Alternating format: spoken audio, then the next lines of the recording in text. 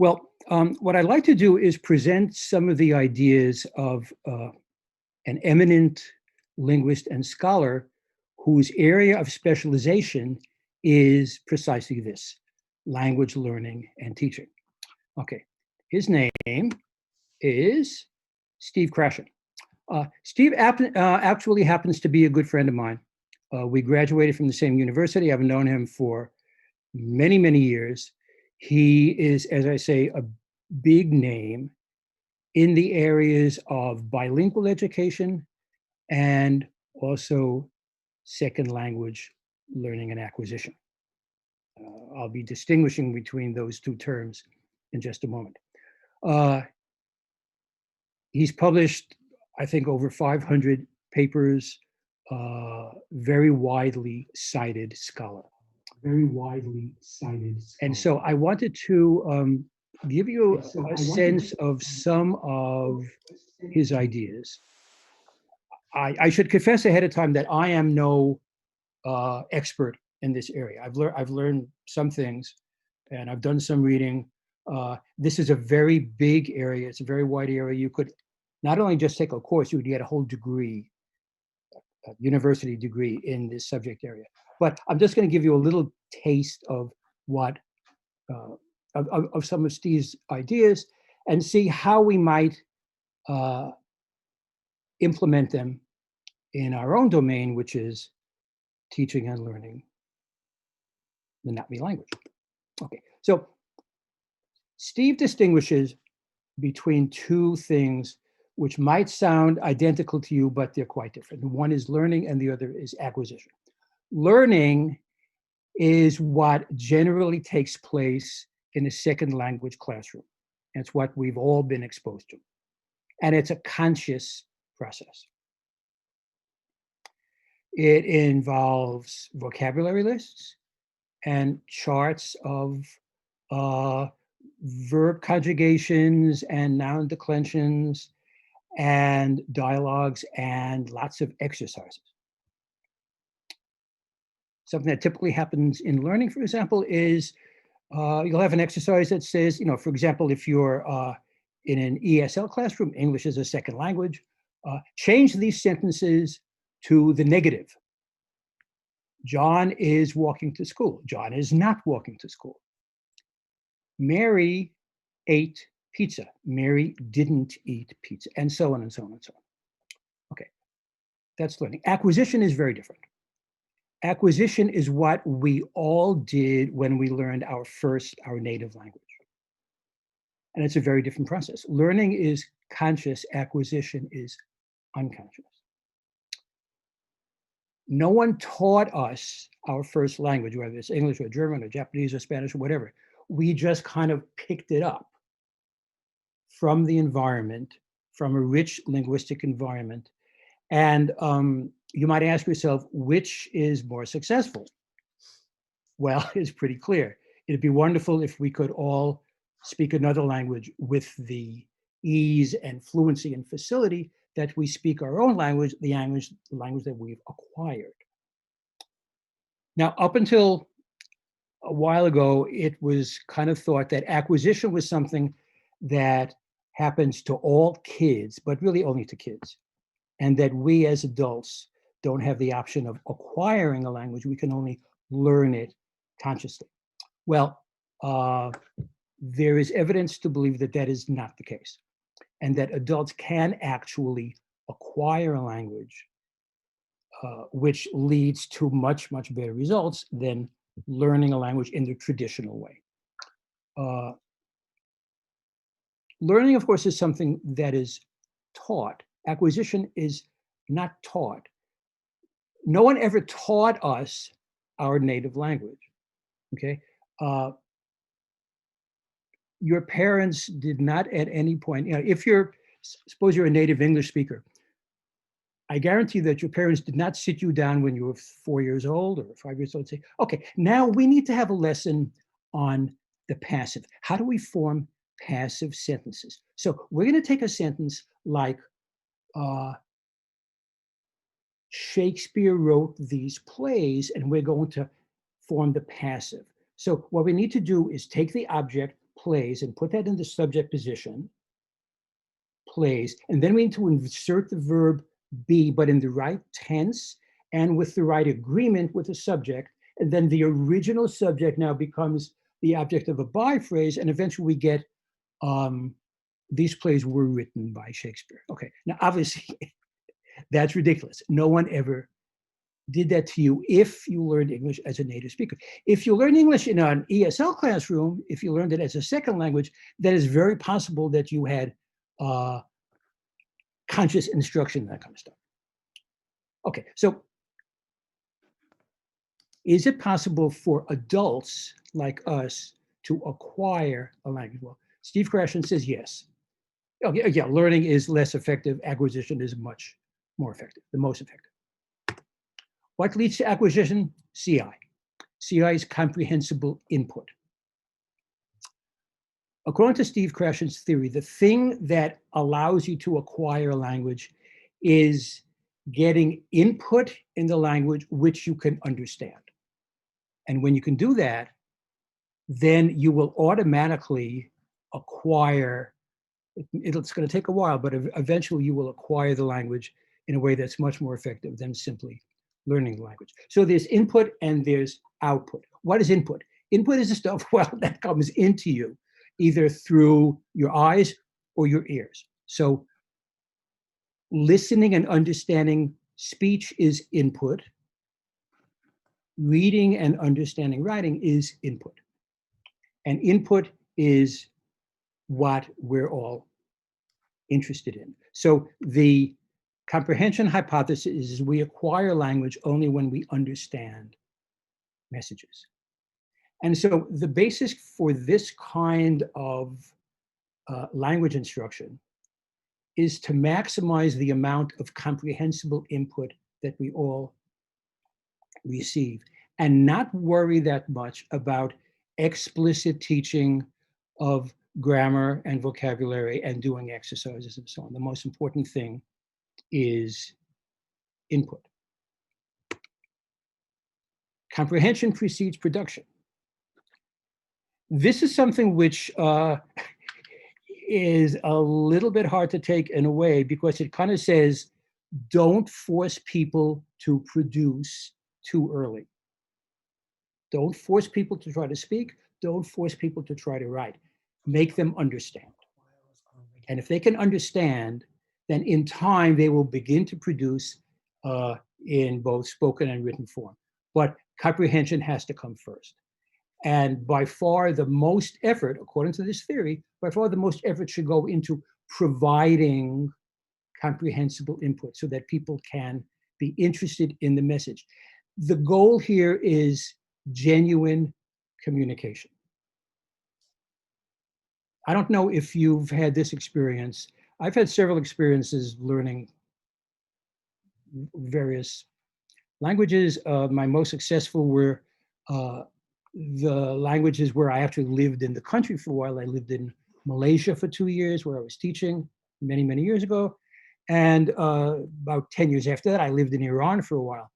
And I found that I could go to classes and I could listen to books and I can do exercises.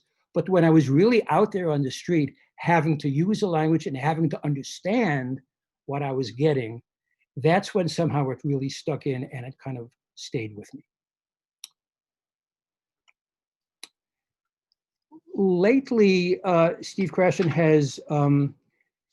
has concentrated on the term, not just comprehensible input, but optimal input.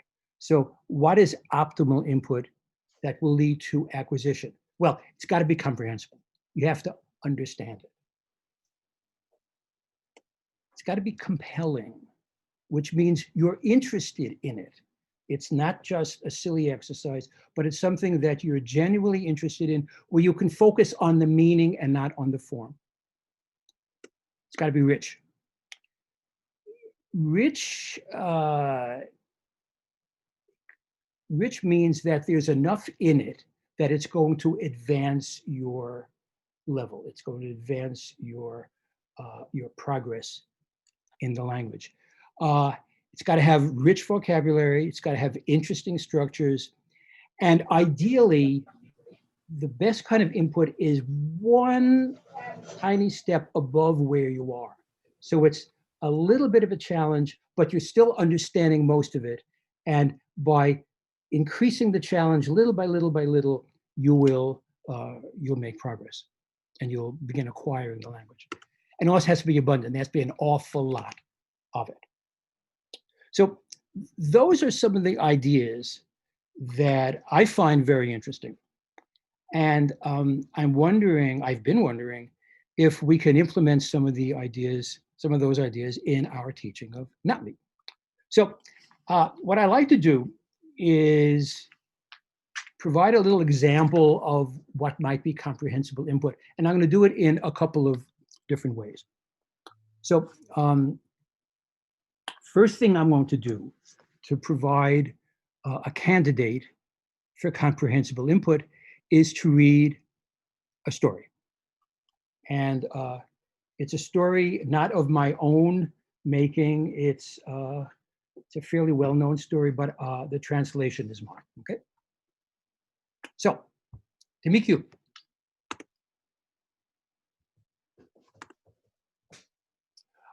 Before anything, I should say that you're going to hear one word that you're not familiar with, but it's a very simple word. The word is coat, spelled in Navi, K-O-T, and believe it or not, it's an English borrowing, and it simply means coat, okay? I can prevent my cat from blocking my camera, okay. Now this is about 1.5 minutes. So if you find that you're not getting any of it at all, it's not gonna last too long, okay? Tro, who fue setsauke ausiteng perenko. Utelutu te ateri fitepau. Pesulu tur tolapo. Fu fue, futsauke. But eu fue san oelut or ngato se. Uta put et sauke san ke or ngato lu oese. Me fo ketsun mi vilte. Ha peun futalayu me for se wesltje. Se amefol tutani ayolem stok koti. Sapo atsivun satutanor kotik ekivaku luyoratu. Mi hufwen alve. Potul ne winit an. Sle ul potul ul satutanil kotik fiep niklonu autok. Ni ia ufwe vele. Set zaualo tsauke. Tsauke lurtosi niftan kumayaslu tasom. Ulte satutanil snea kotit aku. Tsakar put hufuesan serane matsauke garutiaur. Ngalueto ur. That's it. Okay, so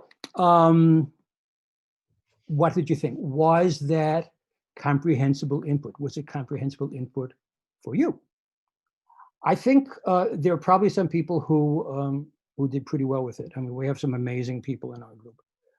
I also am pretty sure that for a lot of people, it's not perfect. So what this shows is that the level has to be right for where you are.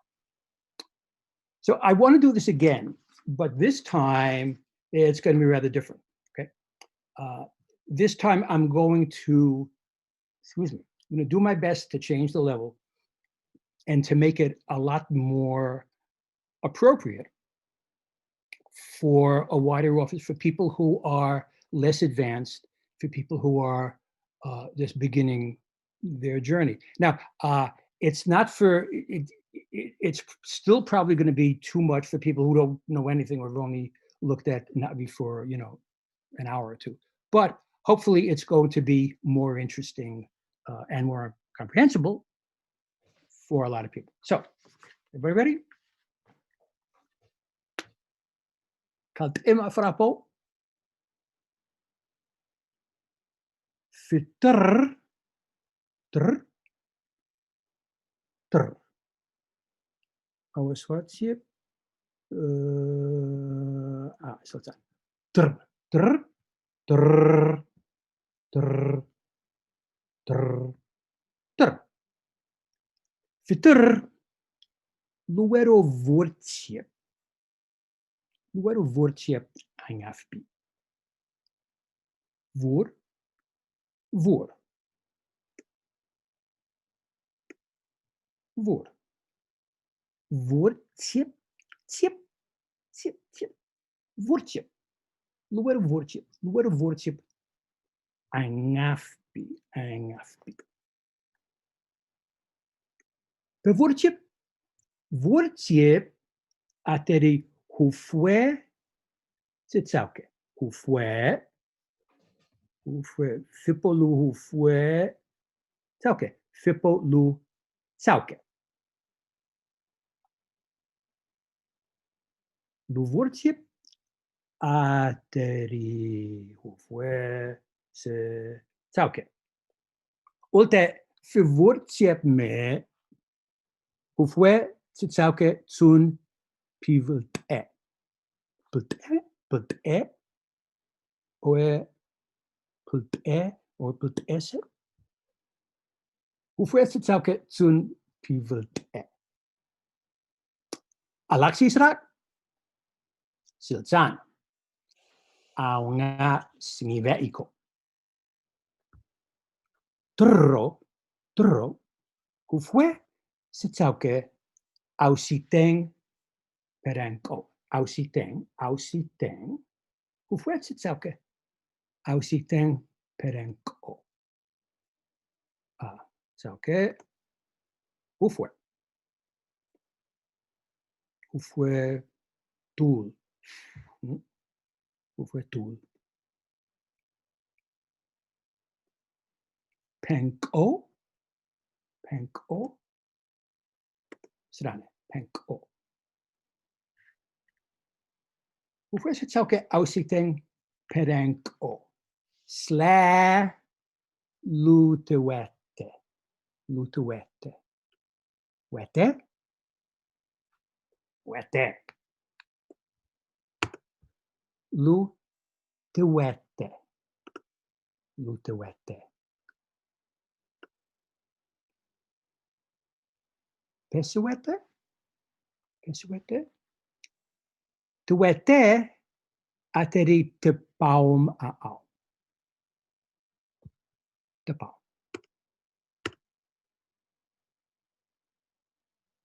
Lutuete ateri te paum a au. Pesipam. Pesipam. Te paum. Wat je. Wat je. Te paum lu feu. Pesu. Pesu lu tour. Tour. Tour. Tour. Pesu lu tour tolapo. Fu hufwe. Fu tsauke. Te hufwe san oe lu tour nato. Oe. Oe alu hufwe. Lu tour nato. Ulte put et tsauke san ke. Or ngatu lu oese. Me fo ufwe se tsauke. Me fo ketsun mi vilte. Ketsun mi vilte. Milte? Milte? Ketsun mi vilte. Superhem. Superhem. Ha peun.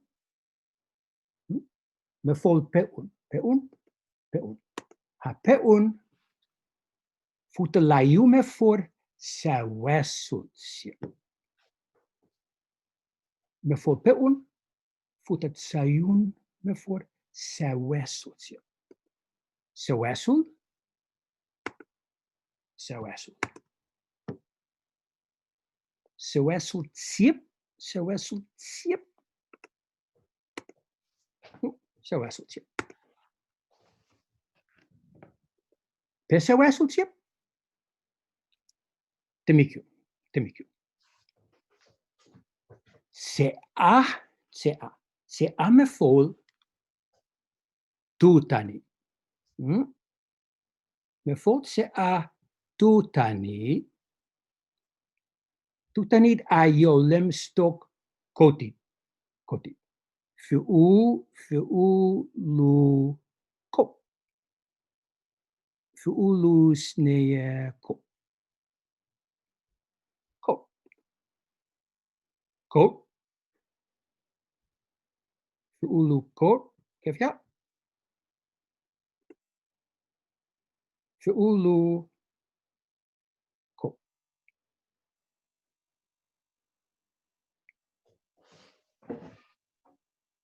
Fitutanil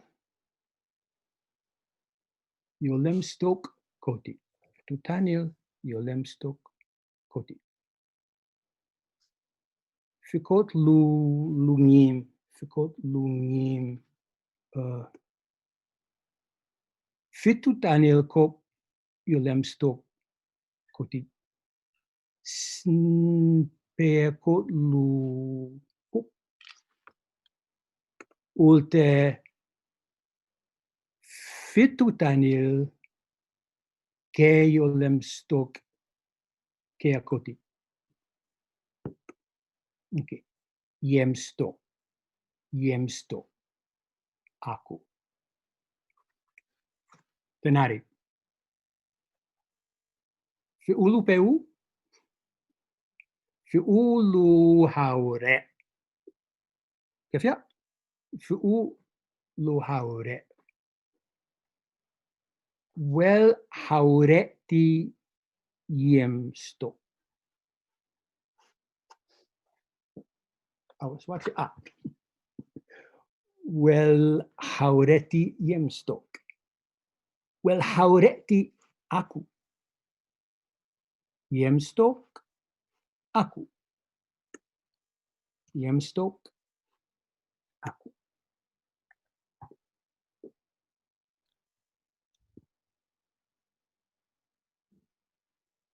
Ulte sasewetsul tip lu feu. Sapo a sivun satutanur kotit ekivaku lu yoratu. Numun. Sapo at sivun satutanur kotit ekivako lu yoratu. Yoratu. Yora. Yora. Yora. Yoratu. Yoratu.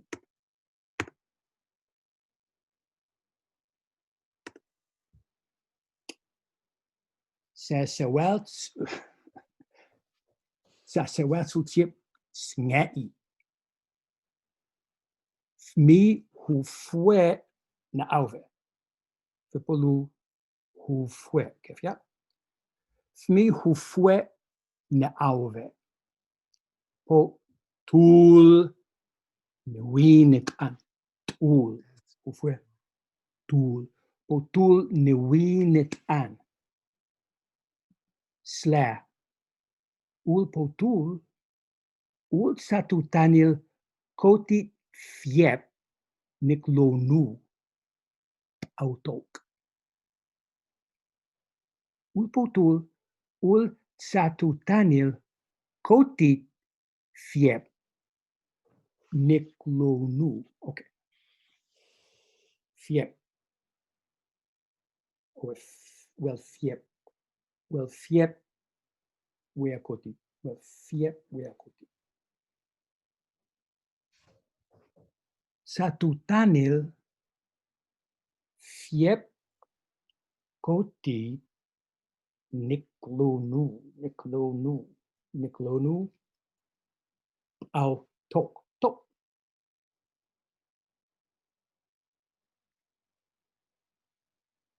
Ul hufwe tul.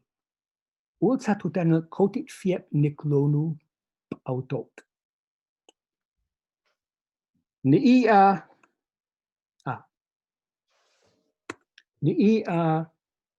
hufwe velek. Niia hufwe velek. Velek.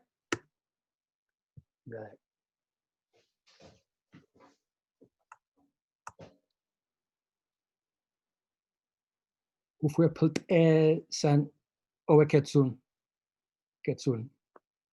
Owe velek.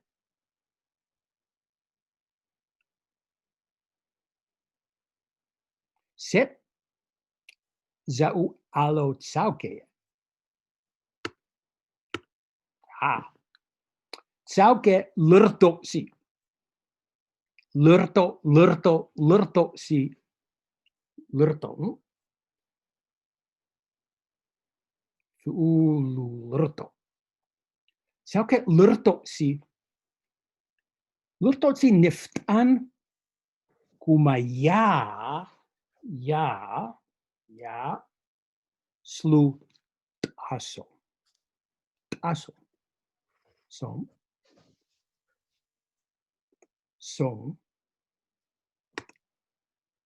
aso. Yalu aso. Ulte kempelen. Anga umum serane. Statutanil snea kotit aku. Statutanil snea kotit aku. Ute yoratu lutsauke. Sakr pult ehu fuesan serane matsauke ngaruti aur. Nga lueto ur. Ja, solche Leute hast du dann auch. Ja? Das ist dann Yeah. The end. So, and I stole these drawings. They're just screen captures from a very nice little video done by the National Film Board of Canada. So let me say thank you for that. Now I'm going to stop sharing. Stop sharing. Hold on a second. Okay. Good. So I'm curious how you found that. And what I'd like to do now is sort of open it up to a discussion. There are a number of things which you probably noticed in the story with the illustrations and such. One was that I tried not to use any English at all, at least when I was speaking. The question of, should you use the first language of people when you're teaching a second language? Well, it kind of depends on your audience. I've had experiences where I was teaching in California, say, to a classroom of people who spoke a dozen different languages. Hold on a second. Am I back on? Wait just one moment. Okay, good. Yeah. So, as I was saying, I've had the experience of being in a classroom where people spoke a dozen different native languages, and there, of course, you had to do your best to explain everything in the target language in English. When you're talking to people, though, who do share another language, it can be a big time saver to actually go directly to the English word, as long as you don't concentrate on it. I mean,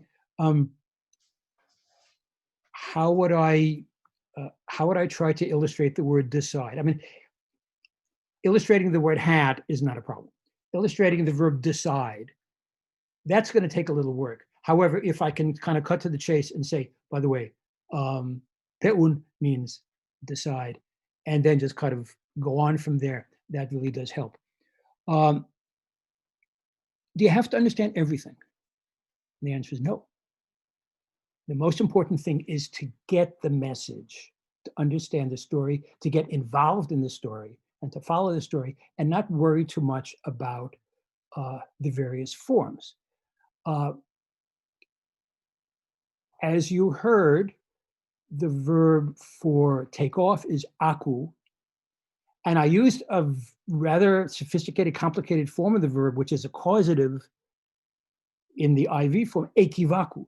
Now, chances are that the audience for this story is not going to be at the level to be able to understand ekivaku, or they understand the ins and outs, but hopefully you can get it from context.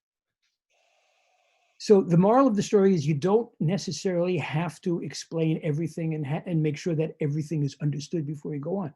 The most important thing is to get the content, get the comprehensible input into the ear and into the eye of the student. And eventually it's going to sink in, and the brain will make its own connections, and acquisition will occur. Depends on the mood. So with that, I'd be very interested in people's reactions. Did you like that? Did you think that it could be improved in any way? Would you feel comfortable with this kind of teaching? I should say that I didn't do it as smoothly, obviously, as I might have if I had had a little more time to kind of practice and go over it, so on and so forth, because I just came up with this fairly recently. But even I hope with that kind of presentation, the meaning came across to more people than the first time, and that maybe even some of it got absorbed. So, what do you think? Anybody? Yeah. Mhm. Oh, good.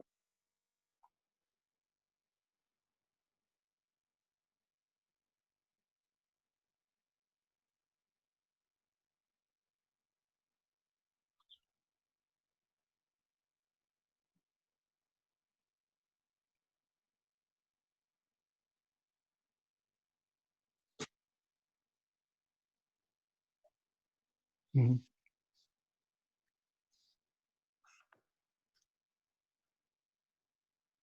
Yeah, it's something that, in a way, it's more challenging.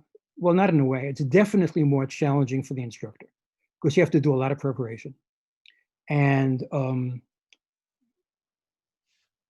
don't know about you, I find it very easy to simply construct exercises and have grammatical descriptions. And by the way, I meant to mention at the beginning, we have some absolutely amazing resources that people in the community have contributed. Chile has done has done a beautiful course of sentence construction, and Nick Pavo has done a Pamirik, I think your name is, has done a great job. And of course, in addition to the actual, not the instruction, the language courses, we have the wonderful dictionaries that Mark Miller and Stefan, aka Plumps, have contributed, and also William Annis's amazing Horen. And so there are a lot of resources in the community, and I'm not saying that those should be tossed by any means. They're extremely valuable. But I think it's also a good idea to think about this idea of comprehensible input and see if we can actually do more genuine communication in the language rather than simply exercises in the language. Anybody else? Any other? Yeah. It looks Hey, like as hi, Kaltema Paul. kalt wat idee. So this looks like it worked really well with a story as the basis of the whole thing. Are there any other things that work okay or as well as a basis? Well, I mean, stories I think are especially good, but it doesn't have to be, uh, a story with or a fable with a beginning, a middle, and an end. It can simply be what I did today, or it can simply be let me tell you about my cat, or let me tell you what my dog did, or let me tell you where I went yesterday. It really doesn't matter what the content is as long as it's understandable and as long as it's at a level where people really are understanding. The idea of immersion is something that's a little bit misleading because you can be immersed in another environment. You can go to another country and all of a sudden find yourself immersed in the language, and it's input, but it's not comprehensible input. And so it doesn't do you any good. It has to be input at the level where you can understand it, where the student can understand it. And as I say, it doesn't have to be every single word, doesn't have to be every single structure by any means, but basically it should be understandable. And the more of that you have, the best. So one thing that Steve Krashen has been really pushing and emphasizing recently is the idea of reading. That reading is tremendously useful in language learning. Now, if you're talking about studying Spanish or German or French or Italian or Japanese, there's lots and lots and lots of stuff for people to read. Obviously, one of the challenges that we face is that we don't have an awful lot of stuff for people to read at a lot of different levels. So that's something that I would encourage people to think about. I mean, we have had, as I say, we've had some really wonderful contributions to some incredibly creative stuff. A lot of, I think, is very creative and rather sophisticated. In terms of language learning, I think what we need more than anything is stuff more like the level that I was trying to get out here. By the way, I'm curious about whether or not anyone was already familiar with this story. It's actually an Aesop's fable. It's from Aesop. I don't know exactly what year it goes back to, but it's a very well-known story. It's literally been translated into hundreds of languages. And the reason is that linguists, and in particular the IPA, the International Phonetic Association, has used this as a basis for comparative linguistics in the sense that lots of people will translate this little story into their own language, and then IPA will transcribe it in phonetic notation to see exactly how the language functions, what the various sounds are, and so on. So it's a very well-known little story. But there are others, and you can either find a story that you think works, or you can make up your own, or you can simply be talking about anything at all, as long as it's interesting. That's one of the four components of optimal input, that it should be compelling. Anyway, yeah, I don't have my chat up. I see that people are. Oh, okay, cool. Willem has an excellent question. Yes. So Willem, you can go ahead. Yep. Let me see. Hello. Hello there. So I had actually a related question again about compelling input. So I mean, we've been like talking a lot in Navi also. For example, in our podcast, we have a section where we talk only Navi, with the intention that people can listen to it and hopefully comprehend it. But the problem we always have, and I see this every time in the community, is indeed finding topics to talk about, because they need to be compelling and also comprehensive. So I cannot start talking about, my work in Navi, because that's like computer related. It's very hard. Yeah. So do you have any tips on how to get like topics that are comprehensible but still compelling? Yeah, I mean, I understand what you're saying. I think it's a good point. And the problem, I guess, is that for us as adults, what's compelling may be pretty challenging. Yes, exactly. It'd be really compelling to talk about the current situation and to talk about the political situation in various countries and talk about the pandemic. But in order to do that, you need some fairly sophisticated vocabulary. I know. So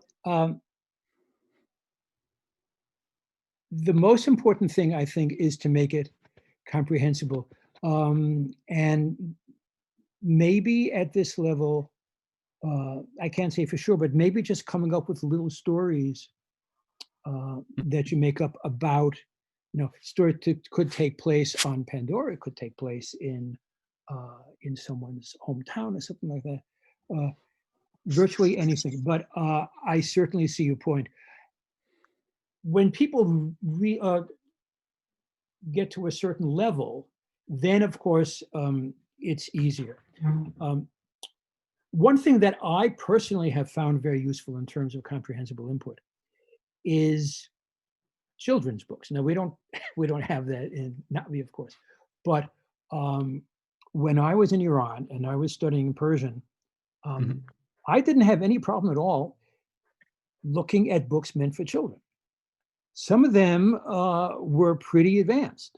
Some of them were pretty much at my level.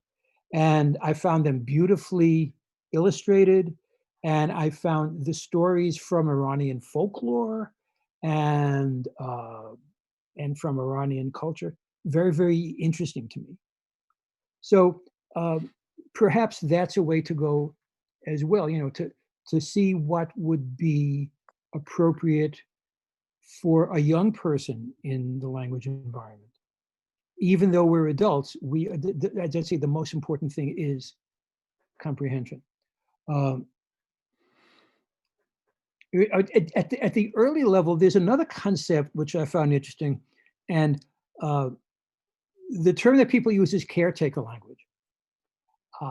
So if you're a native speaker and you're not a language teacher, but you just try to help people understand, you will tend to phrase things in a simple way. I'm not saying you're going to be ungrammatical, no, but I'm saying you're going to phrase things in a simple way. And when people talk to their infants and to their very young children, that's typically what they do.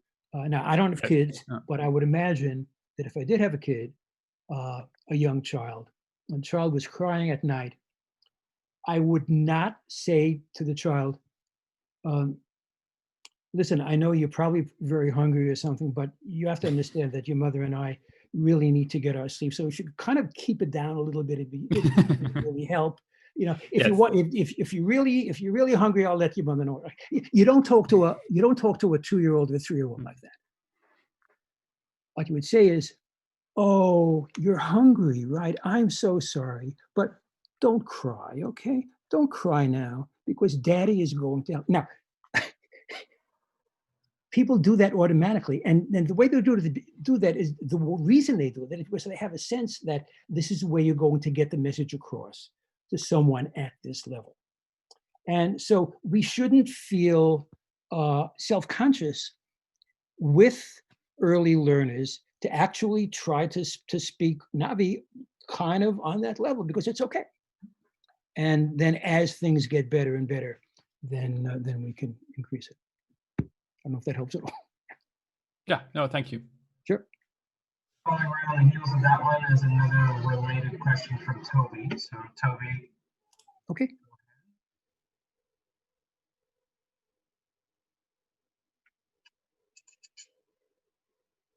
Hi, I'm Toby. Hi, Toby.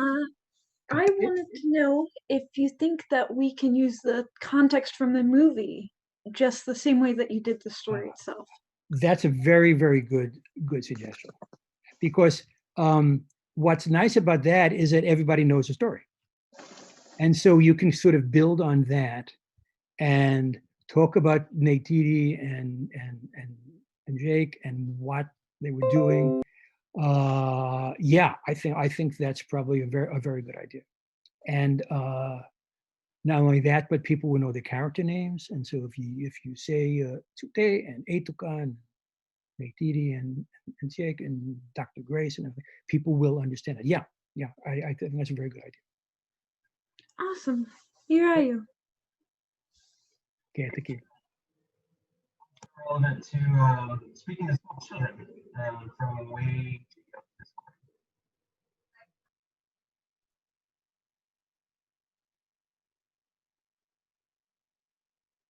Yeah, was someone speaking? I couldn't quite hear. Okay, I got it now. Oh, okay. Hi, Hey, Paul. hey there. I'm Weiji. This is Kinley. I'm married to Mako. Oh, lovely, lovely, lovely. Lovely to see you. Lovely to meet you. Yeah. Our question is, what could be a baby's first not be word? Wow. What could be a very, well, I would imagine it would be either Sano or Sempu or something like that. I would think mom or dad, you know, in most languages is at least one of the few things. Or I don't know, what ideas did you have? I know typically, like, I guess an English speaking baby does the mama, dada, Yeah, or like baba. Mhm. Yeah, so I wasn't sure like what could be a simple sound to make, you know, that would probably Yeah, like yeah. a not be sound. Yeah, it's interesting that across languages, even in languages that aren't at all related to each other, the M sound is one of the very first sounds that a child will make. So I'm thinking, what M words do we have that might be appropriate for a little baby? Yeah. Not mayo, meonia. I don't think that'd be good. But yeah, but I mean, he could, the baby could say masempu, daddy, right? Kind of, yeah, of course, that's 3 syllables, which is kind of hard. Yeah. But, you know, who knows? Yeah. Well, We'll let you know. We'll let you know for first not be word. you'll just, what's your little one's name? Kinley. Can't, well, you'll just have to begin speaking Navi and then see what develops. Thanks, Paul. Sure. From Ollie on the Discord. Ollie, go ahead.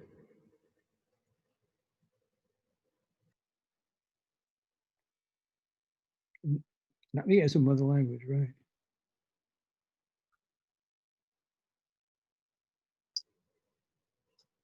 Sorry, no worries. Ollie on the Discord has a question.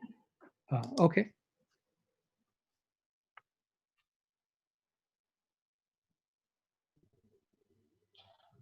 I hope that you can hear me. I can hear you. I can't see you, but I can hear you. Oh, okay, good. That's intentional. My question is, what part of Natvi's grammar or phonetics do you consider the hardest part for you? Maybe to remember and use? Wow. For me, the hardest part. Well, that's interesting. I think I have to confess that even after all these years, the hardest part is to know when to use the subject form, when to use the agent form, when to use oe, when to use well. And that's something which I've learned, but I have to admit I probably haven't acquired it. And I'd love to be able to acquire it so that I don't have to think. Because when you acquire something, it just comes out and it's right. And you just don't have to worry about it because you've absorbed it, it becomes part of you. I'm getting better. And most of the time I can catch myself if I write or say, oh, wait a minute, it's a transitive verb, it's not, oh, it's well. So that's probably at this point the most challenging things. But then there are things that I mean, it's not it's not going to be news to anyone that, like anybody else, I make mistakes. Okay, there's no one here who's a native speaker, and so we're all in the process of learning and becoming familiar with the language. And even though I may be the one who created it, it doesn't mean that I don't make plenty of mistakes myself. But you know, that's part of the whole process. Makes it kind of fun. Awesome. Thank you much. Sure. From at Alpi on the There we go. Hey Hello. there. Yeah. Oh, Hi. Awe or sorry. I? Oh, yeah. Hello, hello. Oh, sorry. Sorry. From at Alpi first, not Aoi. Sorry. It's a great honor to meet you. And Oh, so my pleasure. question was, what's your advice to someone who wants to be like a language teacher as a career? Oh, wow. Okay. Well, if you want to be a language teacher as a career, you need to get a degree. Hmm. And so the best degree that you could get for that purpose would be a degree in applied linguistics with a concentration in language teaching. And there's actually a lot to learn, and it's a fascinating field. And it's a field in which there's actually experimentation going on. I mean, it's not just touchy feely stuff. There are a lot of it's a lot of data now that's come out about results of various kinds of language teaching. And I think, it would give you that kind of degree, the kind of course would give you a background in general linguistics, which I bet that as a language enthusiast, you probably already have a good head start on that. But it would also give you a good background in the various methods of language teaching, the various theories of language teaching. I mean, some of what I said is in certain quarters considered controversial. It's a challenge to get some of these ideas across in very traditional learning situations. For example, in a language classroom in a high school or in a university, because the tendency, of course, is to have students produce a lot earlier than Steve Krashen's theory says it's ideal. There's a wonderful teacher in Japan. Her name is Professor Mason, and she has been teaching English in Japan and using the comprehensible input method. And most of the teaching is simply being in the class and telling stories and talking to the students and having them read as much as they possibly can, with an absolute minimum of grammatical instruction. And there's a lot of data now with charts and graphs and statistical analyses showing that the results are better than in a traditional language classroom. So, I mean, these things are extremely interesting. And so if you're thinking of language teaching, which I think is a very noble profession, getting that kind of education is, I think, invaluable. Okay, thank you so much. I really appreciate it. My pleasure. But Paul, I want to be respectful of your time, or we got a couple more great questions rolling in Okay. on this. We keep going. Sure. Okay, cool. Aoi next. Hello there. Hey, Kaltim Karupao. Yeah. I believe I still owe you a couple of recordings at some point. Okay. Yeah. And I will definitely get those to you as soon as possible.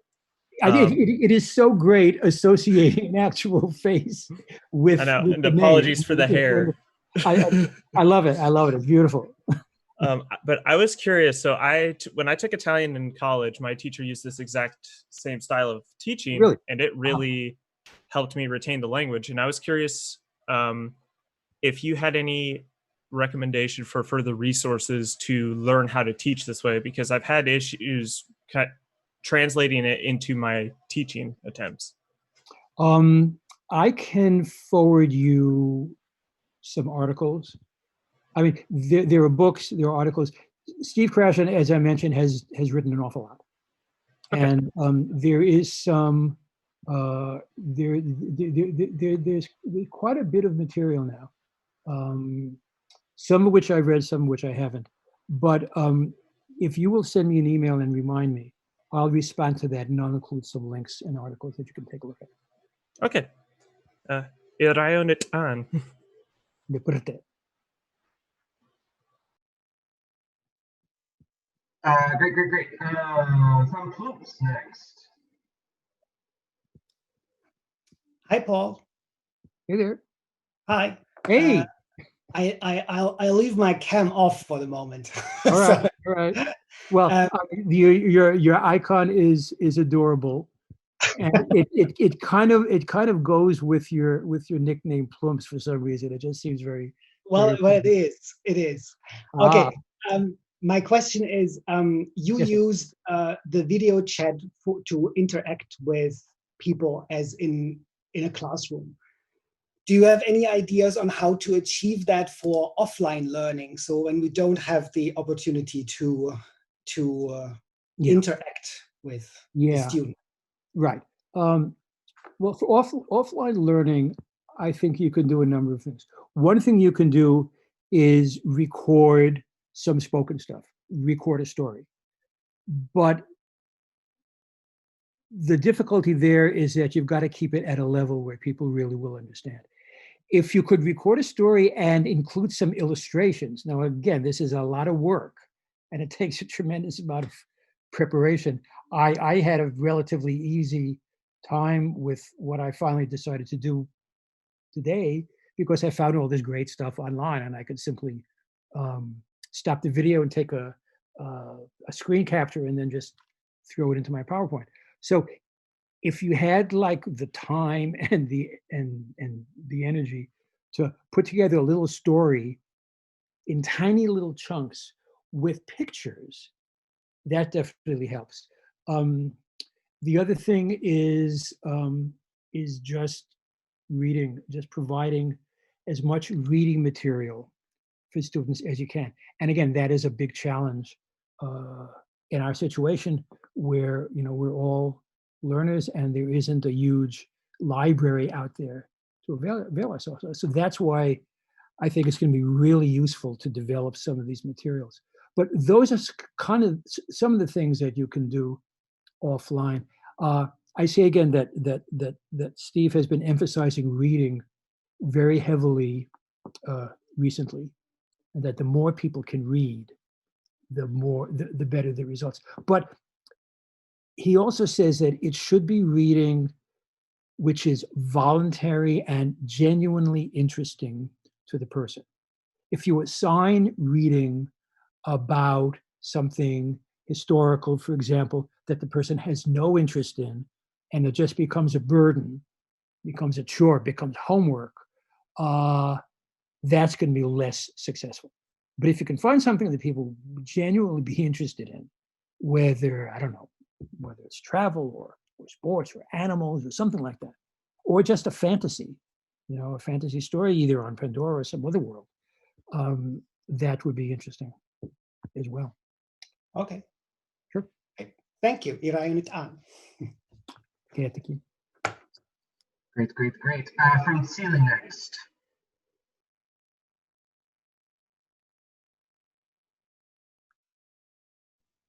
I need to find the text of the question. There it is. So I was thinking about how to get the learner more engaged, maybe at a later phase of comprehensible input. And I was wondering what your thoughts are on how participation would develop with comprehensible input. For example, would simple dialogues be a good choice for proceeding forward once the learner reaches a particular phase of comfort with the language in question? Okay, so Celia, when you say simple dialogue, do you mean a back and forth dialogue, or do you mean like presenting a dialogue, which you've written? Back and forth is what I mean. A back and forth. Yeah, I think that's very useful at a certain level. Again, according to this, hey, hello there. Hi. According to the theory, what you don't want to do is to force someone to produce before they're ready. Yes. But when they are ready, then I definitely think that that back and forth is useful. But again, the focus has to be on communication. Focus should not be on let's practice this particular form. Let's see when we use the IV form of the verb. Okay. I was also thinking maybe pre-written dialogues might be applicable. Yeah, that's entirely possible. But really, anything at all that is communicative, where there's real messages, there are real messages sent back and forth that are being understood. That's the most important thing. In one of his papers, Krashen was talking about the idea of teachers who think that, okay, I know that presenting grammatical rules is not ideal for acquisition, but what if I presented the grammatical rules in the language? So for example, if you are very proficient in Navi and you know all the grammatical terminology and you want to get the grammatical terminology across, is it a good idea, say, to talk about Navi grammar in Navi? Well, what Steve Krashen would say about it and what he has said about it is you're fooling yourself. It's useful, but it's not useful because you're talking about grammar. It's useful because you're communicating something and there's comprehension going on. You could be talking about anything at all. You could be talking about your cat. You could be talking about the weather. You could be talking about going shopping last week. As long as it's communication, it's being understood, then that's the most important thing. So anyway, but yeah, I think at a certain level, a back and forth dialogue could be very useful.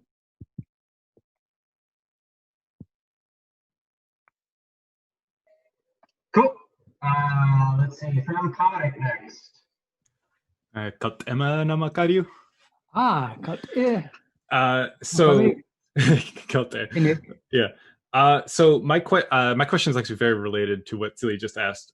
So my background's in game design, and so in game design, there's this really popular 3-step model of teaching mechanics to players, so they understand what they have to do in the game. Basically, gives them a goal and what they're going to do with it.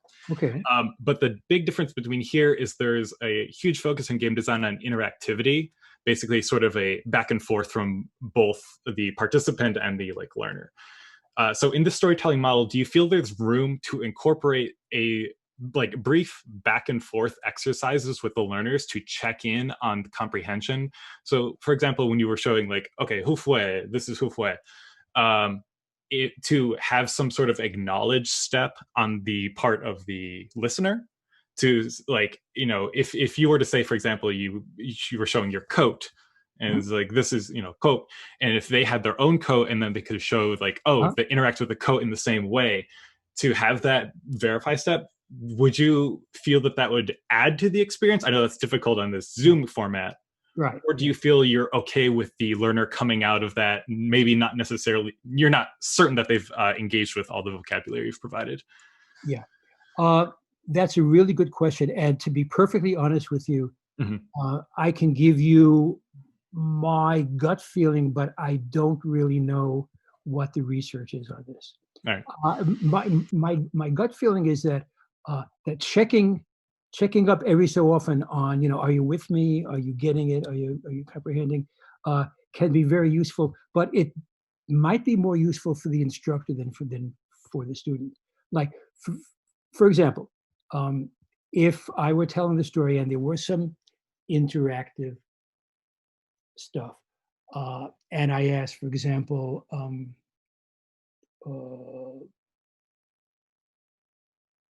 Pesulu Yoratu, okay? Who's a winner? And if I got stuff where people had no idea, and it became clear that I wasn't getting the message across, then that would tell me that I needed to revise what I was doing. So I guess what I'm thinking now is that for the instructor to get feedback from the student and to have it verified that comprehension is going on, or to have it verified that there's something wrong and there's a block to comprehension, I think that could be quite useful. Yeah. Okay. Thank you. But what you want to avoid, at least in the language situation, is any sense of a test. Right, of course. Like as you said, you don't want to make them produce those. Yeah, that's and you don't want to make it a testing environment. Exactly. Yeah. Ira it on. Okay, thank you. Two more from Evan Teta. Fran. Hi there. Kijk in de moon, maar Paul. Do you have any suggestions for us how to think like a Navi when translating stories or anything? But I see someone who begin to start to learn the Navi language, begins to translate word by word, and that's very wrong. I think it's easy, but you can't translate anything word by word. I will call it the feeling of Navi. How do you do this? The best way to get the feeling of Navi is to be exposed to as much Navi as possible. And that really goes along with this comprehensible input stuff.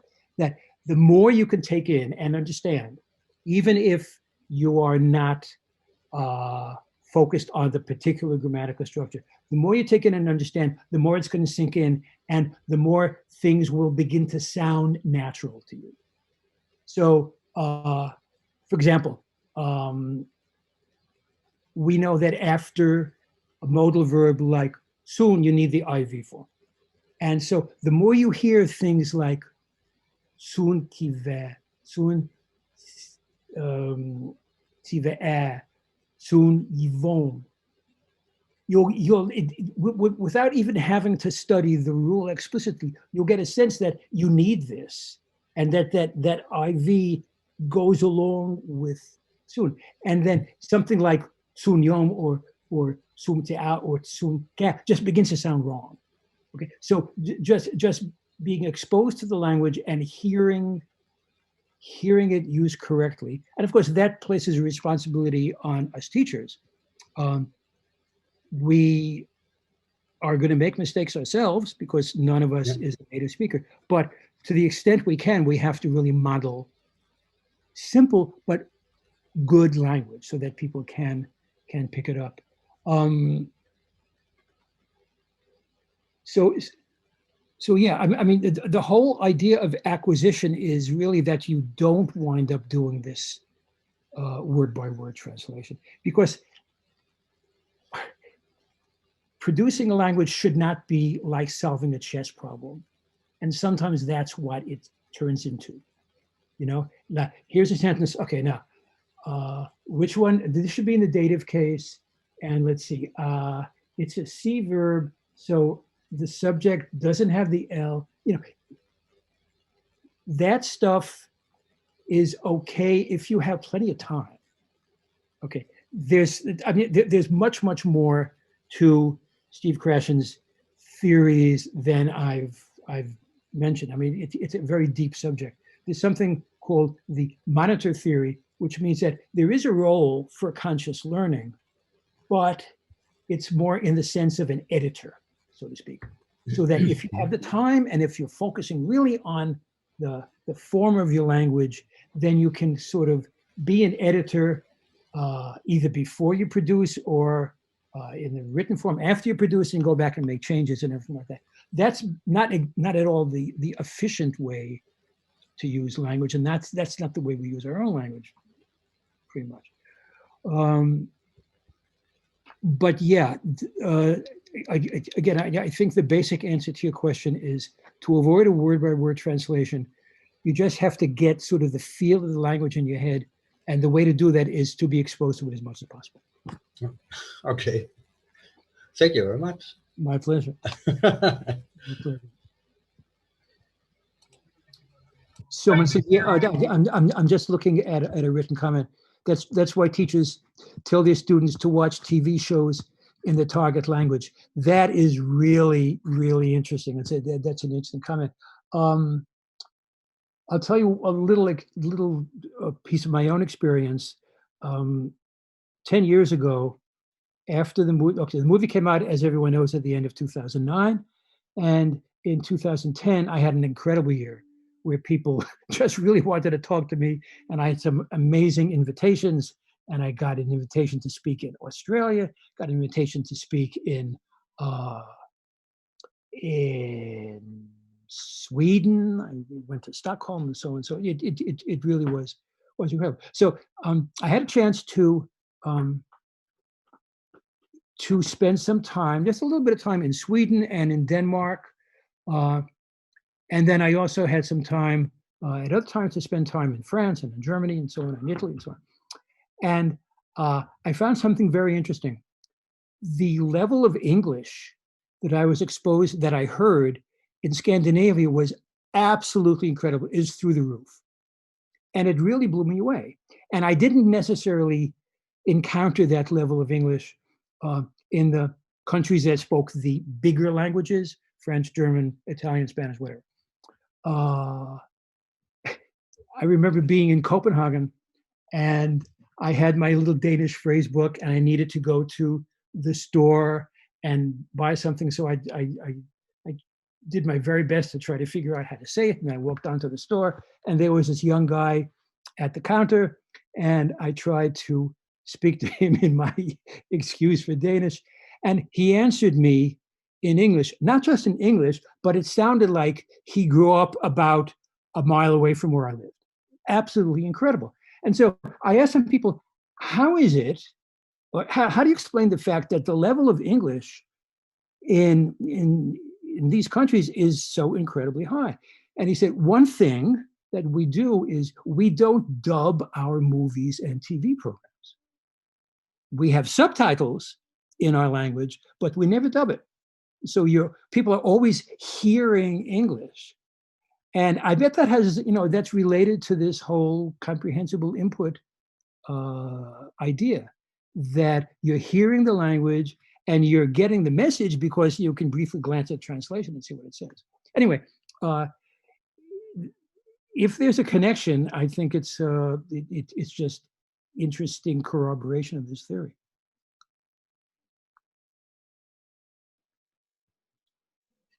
Alrighty. Due to time, and again, I want to be super respectful of your time. I've got one more for you from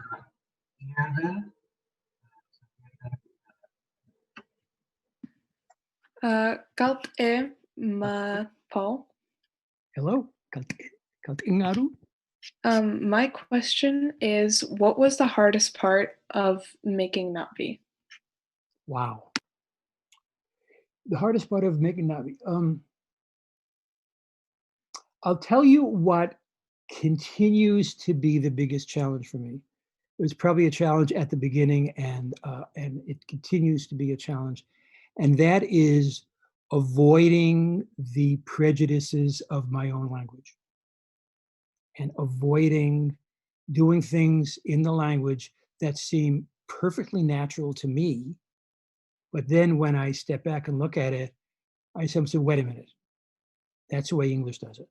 And that's your language, and that's the language that you have, you feel the most familiar with. That's not necessarily what Navi should do.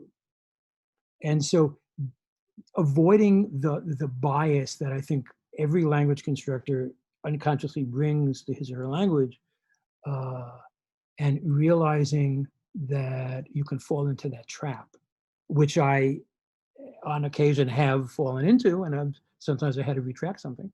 But that is probably the biggest challenge that I faced. Irayu.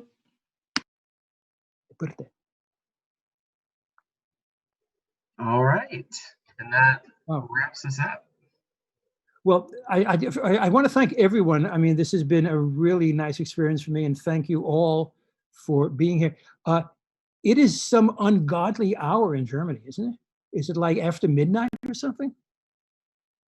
Well, Irayu Nitan Mael, and thank you so much for sacrificing your sleep to be here. It's a real honor for me.